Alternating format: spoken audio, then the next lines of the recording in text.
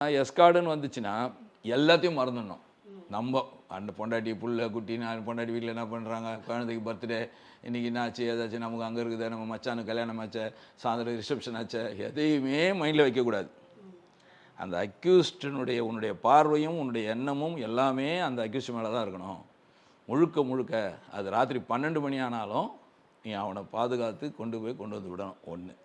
ரெண்டாவது, என்ன பிரச்சனைகள் வந்தாலும் அதை நீ தான் ஏற்றுக்கணும். ஒருத்தன் வெட்ட வந்தால் கூட அவனை நீ தான் காப்பாற்றணும். அவனுக்கு வெட்டு விழக்கூடாது. உனக்கு வெட்டு விழுந்தால் கூட பரவாயில்ல, போலீஸில் பாருங்கள். அவனுக்கு வெட்டு விழக்கூடாது. அவனுக்கு வெட்டு விழுந்தால் நமக்கு பனிஷ்மெண்ட்டு, நமக்கு வெட்டினா பிரச்சனை கிடையாதுன்ற மாதிரி இருக்குது. ஸோ அதை நீ ஜாக்கிரதையாக பார்க்கணும். இதை விட முக்கியம் என்னென்னா ரைஃபிள். இவனை கவனிக்கிறேன்னு சொல்லி ரைஃபிளை விட்டுறக்கூடாது. ரைஃபிளும் அந்த தோட்டாவும் ஒரு எப்படி சொல்கிறது, நாங்கள் சொல்லுவோம் பொதுவாக போலீஸ் சொல்லுவாங்க ஒய்ஃப் மாதிரி அப்படிம்பாங்க.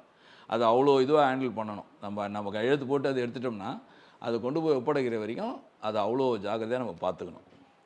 ஸோ இவ்வளோ விஷயங்கள் இருக்குது இல்லையா, இவ்வளோ விஷயத்தையும் ரொம்ப கடுமையாக நான் அனுசரிப்பேன். நான் அந்த எஸ்கார்ட் டியூட்டின்னு கையெழுத்து போட்டு நான் போய் ஜெயிலேருந்து கொண்டு போய் விடுற வரைக்கும் அவ்வளோ கண்ணில் விளக்கெண்ணெய் ஊற்றி தான் இருப்போம்.